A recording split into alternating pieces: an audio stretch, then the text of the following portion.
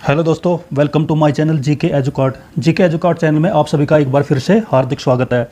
हमने last video में प्रकाश को कवर किया है, जिसमें हमने बताया कि प्रकाश क्या होता है। प्रकाश एक प्रकार की ऊर्जा होती है, एक प्रकार की एनर्जी होती है जो कि इलेक्ट्रोमैग्नेटिक वेव्स में यानी कि विद्युत चुंबकीय तरंगों के रूप में गमन करती है। जो ये प्रकाश होता है इसमें दो प्रकार की प्रकृति पाई जाती है, एक होती है तरंग प्रकृति और दूसरी होती है कण प्रकृति। तरंग प्रकृति से मतलब है कि जो प्रकाश जो है तरंगों के रूप में गमन करता है, और जो कणों की जो प्रकृति है प्रकाश जो है कणों के रूप में भी प्रसारित होता है। जिस तरंग प्रकृति के कारण जो घटनाएं घटती है उसमें है परावर्तन यानी कि रिफ्लेक्शन, अपवर्तन यानी कि रिफ्रैक्शन, पूर्ण आंतरिक परावर्तन यानी कि टोटल इंटरनल रिफ्लेक्शन, प्रकीर्णन यानी कि स्कैटरिंग ऑफ लाइट, वर्ण विक्षेपण यानी डिस्पर्शन ऑफ लाइट, ध्रुवन यानी पोलराइजेशन ऑफ लाइट, और विवर्तन यानी कि डिफ्रैक्शन ऑफ लाइट। ये सभी घटनाएं किसके कारण घटती है? तरंग प्रकृति के कारण। और कण की प्रकृति के कारण जो घटनाएं घटती है उसमें फोटो इलेक्ट्रिक इफेक्ट है, क्रॉम्पटन इफेक्ट है और रमन इफेक्ट है। उसके बाद हमने कवर किया था दर्पण। दर्पण क्या होता है? दर्पण एक प्रकार का ट्रांसपेरेंट मटेरियल होता है जिसको एक साइड से पॉलिश कर दिया जाता है, जो एक दर्पण की तरह काम करता है। और दर्पण दो तरह के होते हैं, एक होता है समतल दर्पण और दूसरा होता है गोलीय दर्पण। समतल दर्पण यानी कि प्लेन मिरर, जिसमें हमने उसकी सभी विशेषताएं पढ़ी थी। उसके बाद गोलीय दर्पण के बारे में पढ़ा था। गोलीय दर्पण भी दो प्रकार के होते हैं, एक होता है उत्तल दर्पण और दूसरा होता है अवतल दर्पण। फिर हमने उत्तल दर्पण और अवतल दर्पण में प्रतिबिंब बनते हैं, जो इमेज जो बनती है वो कहाँ पर बनती है, कब बड़ी बनती है, कब छोटी बनती है और कब वस्तु के आकार के बराबर बनती है। ये सब हमने लास्ट वीडियो में कवर किया था। तो प्रकाश को लेकर मैं अभी तक 2 वीडियो बना चुका हूँ। उन दोनों वीडियो का जो लिंक है मैंने डिस्क्रिप्शन में दे दिया। जिन्होंने वो वीडियो नहीं देखी है तो डिस्क्रिप्शन में जाके देख सकते हैं। आज का हमारा जो टॉपिक रहेगा वो लेंस को लेकर रहेगा। लेंस क्या होता है, ये कितने प्रकार के होते हैं और इनके क्या क्या यूज है, इनके क्या क्या उपयोग है। लेंस के बाद हम कवर करेंगे इंद्रधनुष यानी रेनबो के बारे में, और उसके बाद हम पढ़ेंगे रंगों के बारे में, जैसे कि प्राथमिक, द्वितीयक और पूरक रंग क्या होते हैं। तो ज़्यादा टाइम वेस्ट न करते हुए शुरू करते हैं आज का टॉपिक।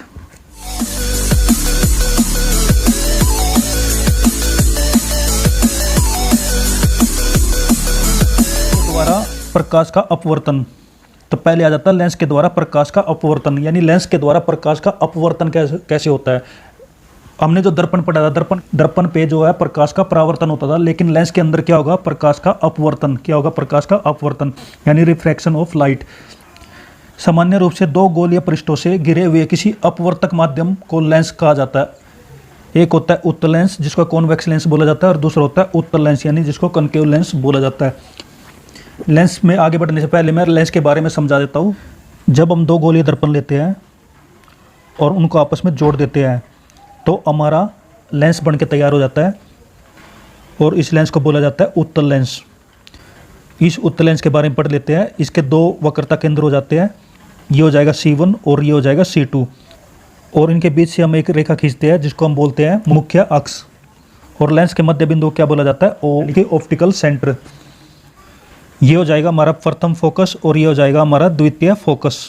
फिर से मैं बता देता हूँ, ये हमारा उत्तल लेंस है और ये इसका मुख्य अक्ष हो जाता है, और लेंस के बीच में हो जाता है प्रकाशीय केंद्र यानी कि ऑप्टिकल सेंटर, और ये हो जाता है F1 और ये हो जाता है C1 यानी कि फोकस और वक्रता केंद्र, और ये सेकंड फोकस हो जाता है और सेकंड वक्रता केंद्र। एक इम्पोर्टेंट चीज़ मैं बता देता हूँ कि जो चीज़ें हमने अवतल दर्पण में पढ़ी थी कि कोई वस्तु जब अवतल दर्पण के सामने रखी जाती है तो उसका प्रतिबिंब कहाँ पर बनता है, जिसमें हमने 6 कंडीशन पढ़ी थी। वे सभी कंडीशन जो है हम उत्तल लेंस में पढ़ेंगे। जैसे यहाँ पे हम इन्फिनिटी पॉइंट ले लेते हैं। अगर हम वस्तु को इन्फिनिटी पॉइंट पर रखते हैं तो उसका प्रतिबिंब कहाँ पर बनेगा? F2 पर, यानी सेकंड फोकस पर बनेगा। अगर हम वस्तु को रखते हैं इन्फिनिटी और फर्स्ट वक्रता केंद्र के बीच में, तो हमारी जो इमेज बनेगी, हमारा जो प्रतिबिंब बनेगा वो कहाँ पर बनेगा? F2 और C2 के बीच में। जब हम वस्तु को रख देते हैं फर्स्ट वक्रता केंद्र पर, तो वस्तु का जो प्रतिबिंब बनेगा, वस्तु की जो इमेज बनेगी वो कहाँ पर बनेगी? सेकंड वक्रता केंद्र पर। अगर हम वस्तु को कहाँ पे रख देते हैं? वक्रता केंद्र और प्रथम फोकस के बीच में, तो प्रतिबिंब कहाँ पर बनेगा? सेकंड वक्रता केंद्र और इन्फिनिटी के बीच में। और लास्ट में अगर हम वस्तु को कहाँ पे रख देते हैं? F1 पर, यानी कि प्रथम फोकस पर, तो उसका जो प्रतिबिंब बनेगा, उसकी जो इमेज बनेगी वो बनेगी इन्फिनिटी पर यानी अनंत पर। मैं फिर से रिपीट कर देता हूँ, अगर वस्तु को हम अनंत पर रखते हैं तो उसका जो प्रतिबिंब, उसकी जो इमेज बनेगी वो बनेगी सेकंड फोकस पर। अगर हम वस्तु को फर्स्ट वक्रता केंद्र और इन्फिनिटी के बीच में रखते हैं तो उसका प्रतिबिंब बनेगा F2 और C2 के बीच में। अगर हम वस्तु को फर्स्ट वक्रता केंद्र पर रखते हैं तो उसका प्रतिबिंब सेकंड वक्रता केंद्र पर बनेगा। अगर हम वस्तु को रख देते हैं फर्स्ट वक्रता केंद्र और F1 यानी फर्स्ट फोकस के बीच में तो उसका जो प्रतिबिंब बनेगा वो C2 और इन्फिनिटी के बीच में बनेगा। अगर हम वस्तु को रख देते हैं F1 पर यानी फर्स्ट फोकस पर तो उसका इन्फिनिटी पर प्रतिबिंब या इमेज बनेगी। और जिस प्रकार से हमने पढ़ा था कि अवतल दर्पण पर इन पांचों कंडीशन में जो भी इमेज बनती है, जो भी प्रतिबिंब बनती है, वे क्या होते हैं, क्या करते कि जो इमेज बनेगी वो कैसी होगी, वो वास्तविक होगी और उल्टी होगी। और साइज में वो बड़ी भी हो सकती है, बराबर भी हो सकती है, छोटी भी हो सकती है, जिस प्रकार से हमने अवतल दर्पण में पढ़ा था। उससे पहले हमारी एक कंडीशन रह जाती है, अगर वस्तु जो है फोकस 1 और ऑप्टिकल सेंटर के बीच में है तो उसकी इमेज अनंत पर बनेगी, जो कि क्या होगी, आभासी होगी, सीधी होगी और बड़ी होगी। सिर्फ एक ही कंडीशन ये ऐसी है जिसमें जो इमेज जो है आभासी बनती है और सीधी बनती है। बाकी पांचों कंडीशन में इमेज जो है वास्तविक बनती है और उल्टी बनती है। तो अब हम आगे पढ़ लेते हैं लेंसों से संबंधित कुछ परिभाषिक शब्द, यानी लेंस के लिए हम कौन कौन से शब्द यूज करते हैं वो यहाँ पर बताया गया है। लेफ्ट में दिया है उत्तल लेंस और राइट में दिया गया अवतल लेंस। ऐसा लेंस जो बीच से मोटा और साइड से पतला हो उसको बोलते हैं उत्तल लेंस, और ऐसा लेंस जो साइड से चौड़ा हो और बीच से पतला हो उसको बोलते हैं अवतल लेंस। तो वो ओ हो जाता है इसका प्रकाशिक केंद्र, जिसको क्या बोला जाता है, ऑप्टिकल सेंटर। F1 और F2 हो जाते हैं इसके फोकस बिंदु। F1 को बोला जाता है प्रथम फोकस और F2 को बोला जाता है द्वितीय फोकस, और ये दोनों लेंस पर लागू होते हैं। C1 और C2 क्या है, ये लेंस का मुख्य अक्ष है, या जिसको हम वक्रता केंद्र बोलते हैं। C1 हो गया प्रथम वक्रता केंद्र और C2 हो गया द्वितीय वक्रता केंद्र। नेक्स्ट आ जाता है उत्तल लेंस के द्वारा वस्तु की विभिन्न स्थितियों के लिए बने प्रतिबिंब। तो यहाँ पर किसके बारे में बताया गया, उत्तल लेंस। तो उत्तल लेंस के द्वारा वस्तु के जो प्रतिबिंब बनते हैं वो किस पोजीशन में कहाँ पर बनते हैं, उनकी आकृति कैसी होती है, वो सब यहाँ पे बताया गया है। और जैसा हम पीछे समझ कर आए हैं वो यहाँ पर देख लेते हैं। अगर वस्तु को हम अनंत पर रखते हैं तो उसका जो प्रतिबिंब बनेगा वो कहाँ पर बनेगा, F2 पर बनेगा, और वो कैसा होगा, वास्तविक होगा, बहुत ही छोटा होगा और उल्टा होगा। जब हम वस्तु को C1 से परे रख देते हैं यानी कि इन्फिनिटी और C1 के बीच में रखते हैं तो उसकी जो इमेज बनेगी वो F2 और C2 के बीच में बनेगी। वो कैसी होगी, वो वास्तविक होगी, छोटी होगी और उल्टी होगी। उसके बाद अगर वस्तु को हम C1 पर रख देते हैं यानी फर्स्ट वक्रता केंद्र पर रख देते हैं तो उसकी इमेज बनेगी C2 पर, यानी उसकी इमेज कहाँ पर बनेगी, द्वितीय वक्रता केंद्र पर, और वो कैसे होगी, वो वास्तविक होगी, बराबर होगी और उल्टी होगी। नेक्स्ट आ जाता है जब हम वस्तु को C1 और F1 के बीच में रखते हैं तब उसकी इमेज बनती है C2 पर, और वो कैसी होती है, वास्तविक, बड़ी और उल्टी। जब हम वस्तु को F1 पर रख देते हैं, कहाँ पर रख देते हैं, F1 पर, तो इमेज उसकी कहाँ पर बनेगी, इन्फिनिटी पर, और वो कैसी होगी, वास्तविक होगी और बहुत ही बड़ी होगी और उल्टी होगी। और लास्ट हमारा जाता है जब हम वस्तु को O यानी कि ऑप्टिकल सेंटर और F1 के बीच में रखते हैं तो उसकी जो प्रतिबिंब बनेगी वो लेंस की उसी ओर, जिस ओर वस्तु हो उसकी तरफ ही बनेगी, यानी लेफ्ट साइड में हम जब वस्तु को रखते हैं तो उसकी इमेज भी लेफ्ट साइड में ही बनेगी। और ये कैसी होगी, ये आभासी होगी। ऊपर की पांचों कंडीशन में हमने देखा है कि वस्तु के जो प्रतिबिंब बने वो वास्तविक है, तो यहाँ पर प्रतिबिंब कैसा होगा, आभासी, सीधा और आवर्धित। तो इस प्रकार से हम देख सकते हैं उत्तल लेंस की हमने जो ये कंडीशन पढ़ी है ये सभी कंडीशन हमने अवतल दर्पण में भी पढ़ी थी। और नेक्स्ट हमारा आ जाता है अवतल लेंस। अवतल लेंस यानी कि कनकेव लेंस। इसमें जो प्रतिबिंब बनता है वो कहाँ पर बनता है, F2 एवं O के बीच में ही बनता है। चाहे वस्तु को हम किसी भी पोजीशन पर रखते हैं तो उसका जो प्रतिबिंब बनेगा वो उसके अपोजिट साइड में F2 और प्रकाशिक केंद्र के बीच में बनेगा। और यह प्रतिबिंब कैसा होगा, वो हमेशा सीधा होगा, और जब जब प्रतिबिंब सीधा बनता है वो हमेशा आभासी होता है, लेकिन वस्तु से छोटा होता है, चाहे वस्तु कहीं पर भी रखी जाए। नेक्स्ट आ जाता है लेंस की समता यानी कि पावर ऑफ लेंस। ये क्या होता है, लेंस की फोकस दूरी के व्युत्क्रम यानी रेसिप्रोकल को लेंस की समता कहते हैं। लेंस की जो फोकस दूरी होती है जिसको हम F से डिनोट करते हैं, जो F से लेकर O के बीच की होती है उसको फोकस दूरी बोला जाता है। किसी भी लेंस की जो समता होती है उसकी जो पावर होती है वो क्या होती है, 1/f यानी F के रेसिप्रोकल। यदि किसी लेंस की फोकस दूरी f मीटर हो तो उसकी समता कितनी हो जाएगी, 1/f। और इसको हम किस में मापते हैं, डायोप्टर में, यानी इसका SI मात्रक क्या है, डायोप्टर। ये इंपॉर्टेंट है, इसे हम D के द्वारा सूचित किया जाता है, ये D के द्वारा डिनोट किया जाता है। नेक्स्ट यहाँ पर दिया गया है उत्तल लेंस की समता धनात्मक होती है, यानी उत्तल लेंस यानी कि कॉन्वेक्स लेंस की जो पावर जो होती है वो हमेशा पॉजिटिव होती है, और अवतल लेंस की जो क्षमता वो हमेशा ऋणात्मक होती है, यानी नेगेटिव होती है। अगर आपसे कंपटीशन एग्जाम में ये पूछ लिया जाता है किसी लेंस की जो पावर है वो पॉजिटिव है, उसमें कौन से लेंस का उपयोग किया गया है, उसमें उत्तल लेंस का उपयोग किया गया है। अगर किसी चश्मे की जो पावर है वो नेगेटिव है तो उसमें अवतल लेंस का यूज किया गया है।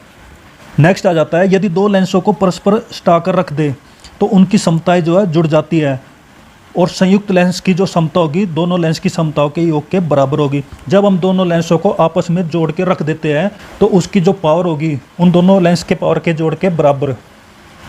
नेक्स्ट आ जाता है लेंस की क्षमता में परिवर्तन। जब लेंस को किसी द्रव में डुबाया जाता है तो उसकी फोकस दूरी और उसकी क्षमता यानी कि उसकी पावर दोनों बदल जाती है। यह लेंस एवं द्रव के अपवर्तनांक पर निर्भर करता है। ये चेंज कैसे होती है, ये लेंस का जो अपवर्तनांक है और जो द्रव का अपवर्तनांक है उस पर डिपेंड करता है। जैसे एग्जाम्पल में बताया गया है कि हम एक लेंस लेते हैं जिसका अपवर्तनांक क्या है म्यू, और एक हम द्रव लेते हैं जिसका अपवर्तनांक क्या है म्यू डैश। अगर लेंस को हम इस द्रव में डुबो देते हैं तो उस पर क्या क्या स्थितियाँ उत्पन्न होगी, उसमें क्या क्या कंडीशन लागू होगी। जैसा पहले यहाँ पे बताया गया mu is greater than mu dash. Mu क्या है, लेंस का रिफ्रैक्टिव इंडेक्स है, और म्यू डैश किसका रिफ्रैक्टिव इंडेक्स है, द्रव का। जब लेंस को ऐसे द्रव में डुबोया जाता है जिसका अपवर्तनांक लेंस के पदार्थ के अपवर्तनांक से कम है, ऐसी स्थिति में लेंस की क्षमता घट जाती है। जब लेंस का अपवर्तनांक द्रव के अपवर्तनांक से ज़्यादा हो जाता है तो उस टाइम पे क्या है, लेंस की क्षमता घट जाती है, लेंस की पावर जो है कम हो जाती है। और जब लेंस की पावर कम हो जाती है तो उसकी फोकस दूरी बढ़ जाती है। नेक्स्ट है लेंस की प्रकृति पर कोई प्रभाव नहीं पड़ता, यानी लेंस सेम ही रहता है। अगर हम उत्तल लेंस का यूज़ करते हैं तो उत्तल लेंस ही वो रहता है, अगर अवतल लेंस का यूज़ करते हैं तो अवतल लेंस ही वो रहता है। उदाहरण के लिए यहाँ पर बताया गया है कांच के अगर लेंस को हम पानी के अंदर डुबोते हैं तो उसमें लेंस की क्षमता घट जाती है, और यहाँ पर दोनों का रिफ्रैक्टिव इंडेक्स बताया गया है। नेक्स्ट आ जाता है जब दोनों के रिफ्रैक्टिव इंडेक्स बराबर हो जाते हैं तब क्या होता है, जब लेंस को समान अपवर्तनांक वाले द्रव में डुबोते हैं तो ऐसी स्थिति में लेंस की फोकस दूरी अनंत हो जाती है, इन्फिनिटी हो जाती है, जिससे उसकी क्षमता बिल्कुल समाप्त हो जाती है, उसकी पावर बिल्कुल समाप्त हो जाती है। जैसे हमें फार्मूला से पता है P = 1/f, और जब f जो है इन्फिनिटी हो जाएगी तो P की वैल्यू क्या आ जाएगी, 0। और वह एक समतल प्लेट की भांति व्यवहार करता है। जब उसकी पावर बिल्कुल 0 हो जाती है तो वो क्या हो जाती है, एक प्लेन प्लेट की तरह काम करती है। और आगे बताया गया है कि ऐसे द्रव में लेंस को डुबाने पर लेंस दिखाई नहीं देता, और ऐसा द्रव जिसका अपवर्तनांक लेंस के बराबर है उसमें अगर लेंस को डुबोते हैं तो हमें लेंस उसमें दिखाई नहीं देगा। नेक्स्ट यहाँ पे आ जाता है यदि लेंस का अपवर्तनांक द्रव के अपवर्तनांक से कम हो जाता है, यानी कि जब लेंस को ऐसे द्रव में डुबोया जाता है जिसका अपवर्तनांक लेंस के अपवर्तनांक से अधिक है, तो ऐसी स्थिति में जो है फोकस दूरी बढ़ जाती है, जिससे उसकी क्षमता घट जाती है। यानी कि फर्स्ट कंडीशन और थर्ड कंडीशन लगभग सेम है, यानी कि लेंस का अपवर्तनांक द्रव के अपवर्तनांक से चाहे कम हो या ज़्यादा हो, दोनों कंडीशन में जो है फोकस दूरी बढ़ जाती है, और जब फोकस दूरी बढ़ जाती है तो उसमें लेंस की क्षमता घट जाती है। लेकिन इसमें एक कंडीशन ये है कि लेंस की जो प्रकृति है वो इस कंडीशन में बदल जाती है। वो कैसे बदल जाती है, उत्तल लेंस जो है अवतल लेंस की भांति और अवतल लेंस जो है उत्तल लेंस की भांति व्यवहार करता है, यानी उत्तल लेंस जो है अवतल लेंस में बदल जाता है और अवतल लेंस जो है उत्तल लेंस में कन्वर्ट हो जाता है। जैसे एग्जाम्पल के लिए यहाँ पर बताया गया है कि अगर पानी के अंदर हवा का बुलबुला उत्तल लेंस के समान दिखाई देता है परंतु उसका व्यवहार अवतल लेंस के समान करता है। जब पानी के अंदर हवा का बुलबुला बनता है वो हमें कैसा दिखता है, उत्तल लेंस का, लेकिन उसका जो बिहेवियर होगा वो कैसा होगा, अवतल लेंस के जैसा होगा। नेक्स्ट यहाँ पर बताया गया है कि कांच के लेंस को कार्बन डाइऑक्साइड में डुबाने पर उत्तल लेंस अवतल लेंस के समान और अवतल लेंस उत्तल लेंस के समान व्यवहार करता है। नेक्स्ट आ जाता है प्रकाश का वर्ण विक्षेपण यानी डिस्पर्शन ऑफ लाइट। जब सूर्य के प्रकाश को प्रिज्म के अंदर से गुजारा जाता है तो वह अपवर्तन के बाद प्रिज्म के आधार की ओर झुकने के साथ साथ विभिन्न रंगों के प्रकाश में बढ़ जाता है। इस प्रकार से प्राप्त रंगों के समूह क्या कहते हैं, वर्णक्रम कहते हैं। मतलब ये है कि जब हम प्रकाश को यानी वाइट लाइट को हम प्रिज्म के अंदर से गुजारते हैं वो 7 रंगों में डिवाइड हो जाता है, और इस 7 रंगों के समूह को हम क्या कहते हैं, स्पेक्ट्रम यानी कि वर्णक्रम। लेकिन जब ये प्रकाश प्रिज्म से पार हो जाता है तो ये किसकी तरफ झुक जाता है, आधार की तरफ, प्रिज्म के आधार की तरफ झुक जाता है। ये किस कारण होता है, अपवर्तन के कारण। और यहाँ पर देख सकते हैं कि सबसे ज़्यादा डिस्पर्सन किस लाइट का हुआ है, वायलेट का यानी बैंगनी रंग का, और सबसे कम डिस्पर्सन किसका हुआ है, रेड कलर का यानी कि लाल रंग का। ये क्यों होता है, क्योंकि रेड कलर की जो तरंग दैर्ध्य होती है उसकी जो वेवलेंथ होती है वो सबसे ज़्यादा होती है, और जिस कलर की वेवलेंथ सबसे ज़्यादा होती है उसका डिस्पर्सन, उसका जो विक्षेपण है वो सबसे कम होता है। और वायलेट यानी कि बैंगनी रंग की जो वेवलेंथ होती है वो सबसे कम होती है, इसलिए उसका विक्षेपण यानी उसमें विचलन सबसे ज़्यादा होता है। और नेक्स्ट है श्वेत प्रकाश को अपने अवयवी रंगों में विभक्त होने की क्रिया को क्या कहते हैं? वर्ण विक्षेपण कहते हैं। जब सफ़ेद रंग विभिन्न रंगों में टूट जाता है तो उसको क्या बोला जाता है? वर्ण विक्षेपण यानी डिस्पर्शन ऑफ लाइट। प्रकाश के वर्ण विक्षेपण की घटना के कारण कोची ने एक मूल अनुपाती सूत्र दिया है। वो सूत्र क्या है? म्यूजिकल टू ए प्लस में बी अपॉन लैम्डा स्क्वायर। यानी यहाँ अगर हमें रंग की वेवलेंथ का पता है तो हम उसका रिफ्रैक्टिव इंडेक्स निकाल सकते हैं। और इससे एक और पता चलता है कि वेवलेंथ और म्यू एक दूसरे के इन्वर्सली प्रोपोर्शनल होते हैं, और इसको क्या बोला जाता है? कोची इक्वेशन। तो इस समीकरण से यह स्पष्ट है कि किसी माध्यम के पदार्थ का अपवर्तनांक आपतित प्रकाश की किरण के तरंग दैर्ध्य पर निर्भर करता है, अर्थात mu is inversely proportional to lambda square. Next आ जाता है प्रकाश के विभिन्न रंगों की तरंग दैर्ध्य भिन्न भिन्न होती है। प्रकाश के लाल रंग की तरंग दैर्ध्य, प्रकाश के लाल रंग की जो वेवलेंथ होती है वो सबसे ज़्यादा होती है, और बैंगनी रंग की जो तरंग दैर्ध्य क्या होती है वो सबसे न्यूनतम होती है यानी सबसे कम होती है। इस प्रकार से प्रकाश के लाल रंग का अपवर्तनांक बैंगनी रंग के अपवर्तनांक से कम होता है। इस प्रकार से सूर्य के प्रकाश से प्राप्त रंगों में बैंगनी रंग का जो विक्षेपण है वो सबसे अधिक होता है, और लाल रंग का विक्षेपण सबसे कम होता है, जो कि मैंने ऊपर बताया है। नेक्स्ट है, न्यूटन ने 1666 ईस्वी में पाया है कि भिन्न भिन्न रंग भिन्न भिन्न कोणों से विक्षेपित होते हैं। वर्ण विक्षेपण किसी पारदर्शिक पदार्थ में भिन्न भिन्न रंगों के प्रकाश के भिन्न भिन्न वेग होने के कारण होता है। वर्ण विक्षेपण जो होता है वो किस कारण होता है? वो पारदर्शी पदार्थ में भिन्न भिन्न रंगों के प्रकाश के भिन्न भिन्न वेग के कारण। और इस प्रकार से किसी पदार्थ का जो अपवर्तनांक है भिन्न भिन्न रंगों के प्रकाश के लिए भिन्न भिन्न होता है। नेक्स्ट आ जाता है पारदर्शिक पदार्थ में जैसे जैसे प्रकाश के रंगों का अपवर्तनांक बढ़ता है वैसे वैसे उस पदार्थ में उसकी चाल कम होती जाती है। यानी रंगों की चाल और रंगों का अपवर्तनांक जो है एक दूसरे के अपोजिट होते हैं। कांच में जो है बैंगनी रंग के प्रकाश का वेग सबसे कम होता है और अपवर्तनांक उसका सबसे अधिक होता है, और लाल रंग का वेग जो है सबसे अधिक होता है, इसलिए उसका अपवर्तनांक भी सबसे कम होता है। तो इस प्रकार से हम देख सकते हैं कि किसी रंग का जो अपवर्तनांक है वो दो चीज़ों पर डिपेंड करता है। एक उस रंग का जो तरंग दैर्ध्य यानी वेवलेंथ है, और दूसरा उस रंग की जो वेग है यानी उसकी जो चाल है यानी कि स्पीड है, और ये दोनों जो है अपवर्तनांक के अपोजिट होती है। नेक्स्ट आ जाता है इंद्रधनुष यानी कि रेनबो।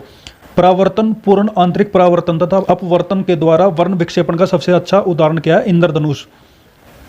यानी इंद्रधनुष में कौन कौन सी घटनाएं होती है? उसमें परावर्तन भी होता है यानी रिफ्लेक्शन भी होता है, पूर्ण आंतरिक परावर्तन भी होता है यानी टोटल इंटरनल रिफ्लेक्शन भी होता है, और अपवर्तन भी होता है यानी कि रिफ्रैक्शन भी होता है। ये तीनों घटनाएं किस में घटती है? रेनबो में। इंद्रधनुष दो प्रकार के होते हैं, प्राथमिक इंद्रधनुष और द्वितीयक इंद्रधनुष, यानी प्राइमरी रेनबो और सेकेंडरी रेनबो। ये क्या होते हैं हम यहाँ पर देख लेते हैं।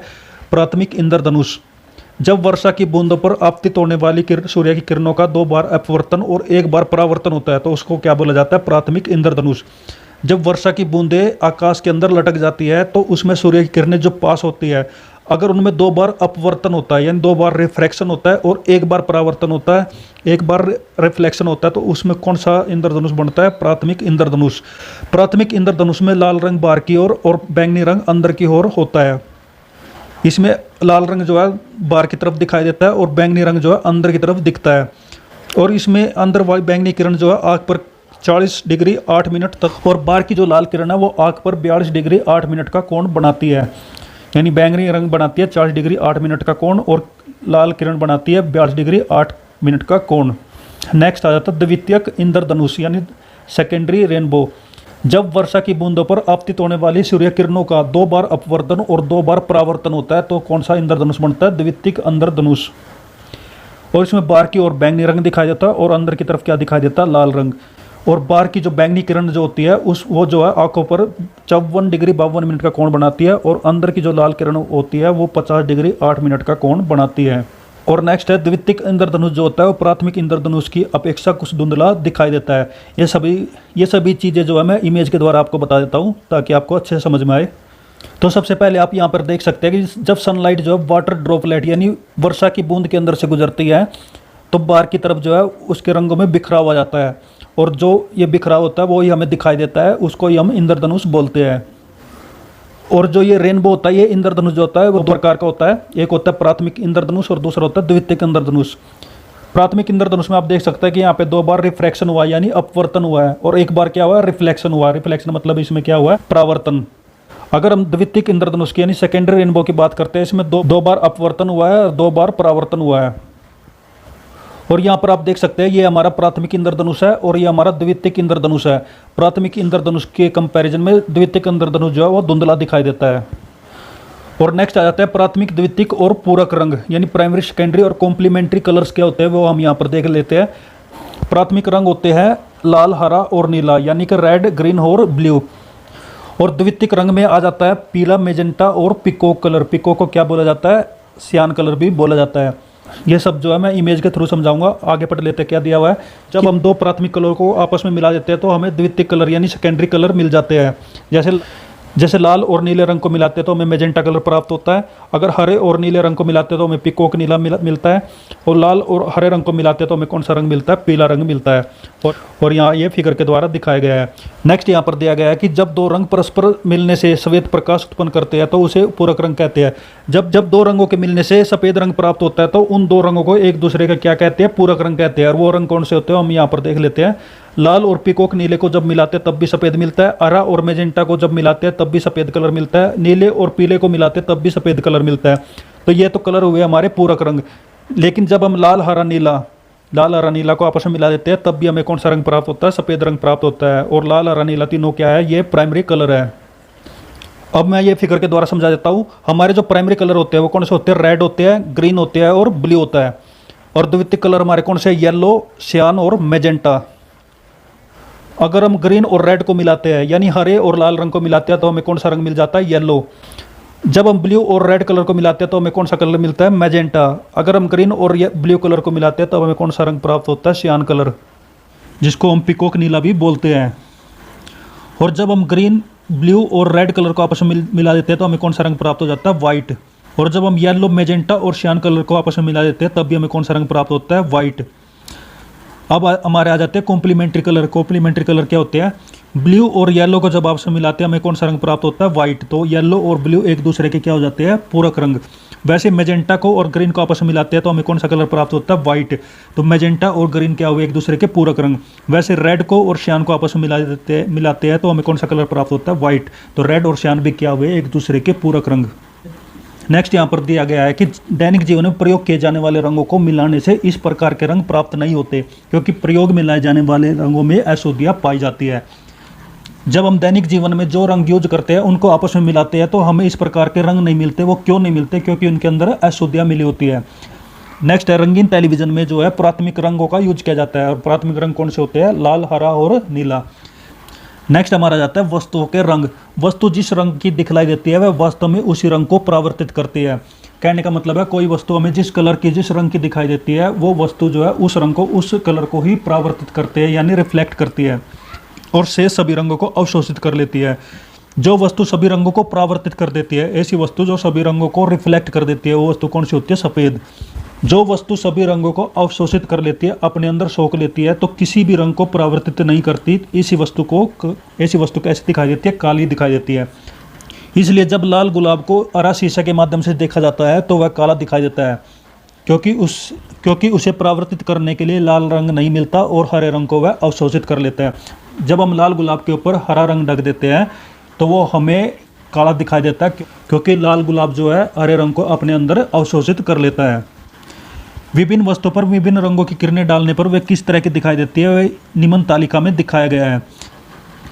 जैसे यहाँ सफ़ेद कागज़ के बारे में बताया गया है। सफ़ेद रंग के कागज़ को अगर हम किसी भी कलर में देखते, चाहे वो सफ़ेद हो, चाहे लाल हो, चाहे हरा हो, चाहे पीला हो, चाहे नीला हो, तो वो हमें उसी कलर का दिखाई देगा। अगर सफ़ेद वस्तु को सफ़ेद किरण से देखते तो हमें सफ़ेद दिखाई देगा, लाल से देखते तो हमें लाल दिखाई देगा, हरे से देखते हमें हरा दिखाई देगा, पीले से देखते तो पीला दिखाई देगा, और नीले से देखते तो वो कैसा दिखाई देगा, नीला। लाल कागज़ को अगर हम सफ़ेद रंग से दिखाई देते हैं तब हमें वो लाल दिखाई देगा, और लाल किरणों से देखते हैं तो हमें लाल दिखाई देगा। लेकिन बाकी किसी भी कलर से अगर हम उसे देखते हैं तो हमें कैसे दिखाई देगा, काला दिखाई देगा। वैसे ही हरा कागज़ अगर हमें सफ़ेद किरणों में देखते हैं, सफ़ेद प्रकाश में देखते हैं तो वो हमें हरा दिखाई देगा। अगर उसी हरे कागज़ को हम हरी किरणों से देखते हैं तो वो हमें हरा दिखाई देगा। बाकी हर कलर से वो कैसा दिखाई देगा, काला दिखाई देगा। वैसे पीला कागज़ जो है सफ़ेद और पीले रंग से वो पीला दिखाई देगा, बाकी सभी रंगों से काला दिखाई देगा। उसी प्रकार से नीला कागज़ जो है सफ़ेद रंग से और नीले रंग से नीला दिखाई देगा, बाकी सबसे कैसा दिखाई देगा, काला दिखाई देगा। तो दोस्तों आज का जो वीडियो है हम यहीं पर ख़त्म करते हैं। आपको वीडियो कैसा लगा? अगर आपको वीडियो अच्छा लगा है तो इसको लाइक करें, अपने दोस्तों के साथ शेयर करें और इस चैनल को सब्सक्राइब कर ले ताकि आपको आने वाली वीडियो मिलती रहे। आज के वीडियो में आपको कोई भी डाउट है या आप किसी भी तरह का कोई भी क्वेश्चन पूछना चाहते हैं तो आप कमेंट करके पूछ सकते हैं। तो दोस्तों खुश रहिए, मुस्कुराते रहिए और अच्छे से पढ़ाई करिए।